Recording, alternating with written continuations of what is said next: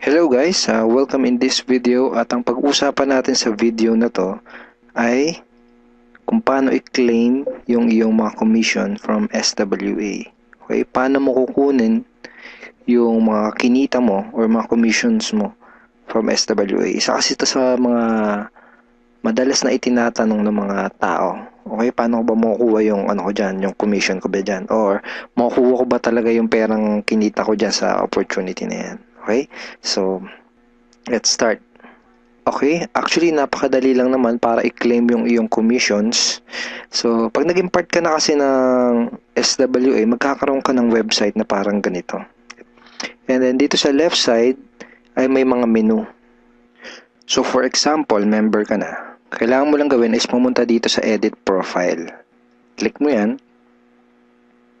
And then dito sa edit profile, makikita mo yung payout detail.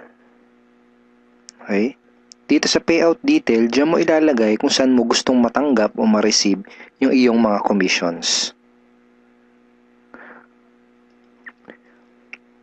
So, marami tayong options para ma-claim mo yung iyong commissions. Okay? Ito yung ilan sa mga payout options natin. Through banks, pwedeng BPI, BDO Union Bank, HSBC, pwedeng Globe, GCash, Smart Money. And kung wala ka pang bank account and kung ayaw mo din ng GCash, ayaw mo din sa Smart Money, pwede mo kunin yung commissions mo through LBC and Western Union. So, very flexible. Flexible yung payout natin. And then, isa sa mga kumuntanong, paano ko pag nasa ibang bansa ako? Paano kung OFW ako? Paano ko makukuha yung aking commissions? Pwedeng, ang gamitin mo is through PayPal. Okay? So, free lang naman ng mag-register sa PayPal. Gagawa ka lang ng account dyan. And bali ang mangyayari is SWA will send your commission doon sa PayPal account na gagawin mo. And then, pag yung commission mo is nasa PayPal na, pwede mo nang i-transfer yung pera mo from PayPal papunta doon sa bank account mo. Most of the banks ngayon ay meron na silang online banking and PayPal linking. Okay? For example, is Union Bank and BDO. I'm not sure with BPI.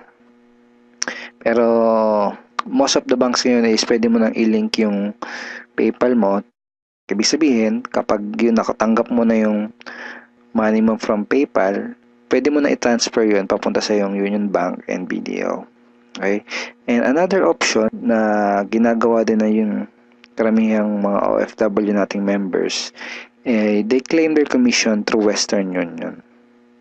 So, para malaman ng mga admins ng SWA kung saan nila ipapadala yung commissions mo, kailangan dito sa payout detail mo naka-indicate kung saan mo gustong ma-receive yung mga commissions. Okay, so ano ang ilalagay mo dyan? Okay, para malaman at para masiguro natin na mapupunta at ma-receive mo yung iyong mga commissions. Okay. Let's say for example, ang napili mong option is bank transfer. Kailangan mo lang ilagay dito sa payout detail ay itong mga information na to. BDO, account name, account number. So, basically, halos yan lang talaga eh. Account name and account number. Ganun din sa Union Bank, sa BPI. Okay? So, paano yun?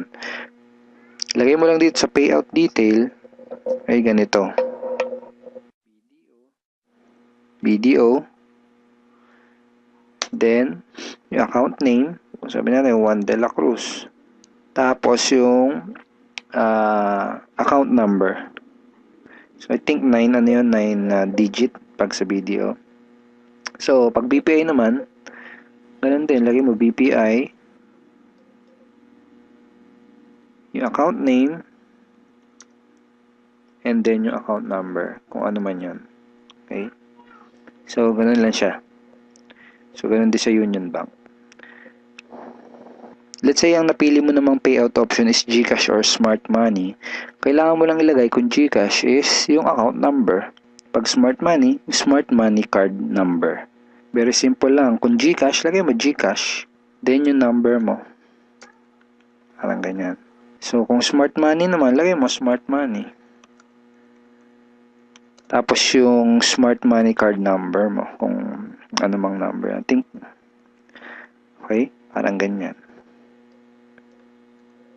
Okay, pag sa PayPal naman, ang ilalagay mo lang dun sa dito sa payout detail ay yung email address na ginamit mo pang-register dun sa PayPal account mo. So, yun lang, email lang. Okay? So, kung Western Union naman or LBC, ang details na kailangan mo ilagay doon sa payout detail is yung iyong full name, address, and contact number. So, balik ka ulit dito sa edit profile mo. So, full name. Kung yung nakalagay dito is yung full name mo talaga, hindi mo na kailangan ilagay dito sa payout detail yung full name mo kasi yan na nga full name Pero kung for example hindi full name mo yung register mo nung gumawa ka ng account, you need to put your complete name dito. Ibig sabihin kung ano talaga yung pinaka-complete name mo. So lagay mo muna Western Union. Western, kahit ganyan na lang. Yun. Okay, kahit Western lang, understood na yun And then, lagay mo yung complete name mo. Cruz. Ganyan. Tapos yung address mo, dito mo na ilalagay. Okay? 2, 3. Sabay natin kaya. Ganyan. Tapos yung number mo, dito na lang din. Sabihin natin ganyan. Okay? So, yan.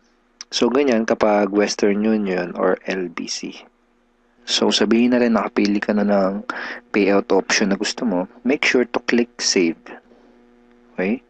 So, ngayon, ipapakita ko sa iyo kung paano ka magre-request ng payout. Okay? So, dito ulit sa menu, punta ka lang dito sa e-wallet. Dito sa e-wallet, makikita mo kung magkano yung remaining balance mo. So, in this example, itong account na to is may remaining $250. So, in dollars yung makikita mo dyan. Then, pili ka lang dito sa transaction type. Ito. Piliin mo yung payout request. Okay? So, tapos, i-indicate mo dito sa desired amount, kung magkano yung gusto mong i-request for payout. Lagay mo dyan kung magkano yung gusto mong ipadala dun sa bank account mo or dun sa GCash mo. Okay? So, pwedeng $100 kung gusto mo $100 lang. So, pwedeng $20 kung gusto mo $20 lang. Okay? Pwedeng gusto mo lahat, pwede din. Hindi kailangan na may iwan dito. So, pwede maging 0 yung balance mo dyan. So, pag nakapag-decide ka na, just click submit. Then, makikita mo na okay na yun kapag lumabas na dito sa remarks. And that's it. Marireceive na ng admin yung request mo. Then, matatanggap mo na yung yung commissions mo. So, kapag through PayPal yung payout na pinili mo, usually within 24 to 48 hours bago mo ma-receive yung payout. Kapag money transfer naman, kapag through bank, up to 5 working days bago mo matanggap. So, in my personal experience, every time na magre-request ako, sa pangatlong araw, nare-receive ko na kaagad. Pero, yan, up to 5 days na talaga makukuha mo na at matatanggap mo na yung iyong commission. Pag GCash and Smart Money naman, medyo mas mabilis. Okay? So, thank you so much for watching this video. This is Edward Reformina. And kung hindi ka pa part ng Team Unstoppable Internet Entrepreneurs, at kung hindi ka pa part ng SWA, I'm personally inviting you to become part of this team and this online opportunity now. Kontakin mo kaagad yung taong nag-introduce sa'yo ng business na to. Because me personally and the rest of the team is very willing to help and guide you in this opportunity. We are very willing to help you get the result na gusto mong makuha. Okay? We will help you, we will guide you na ma-achieve mo yung mga goals na gusto mo. Alright, so once again, kontakin mo kagad yung taong nag-introduce sa'yo ng opportunity na to. Again, thank you so much for watching this video and God bless you and bye-bye.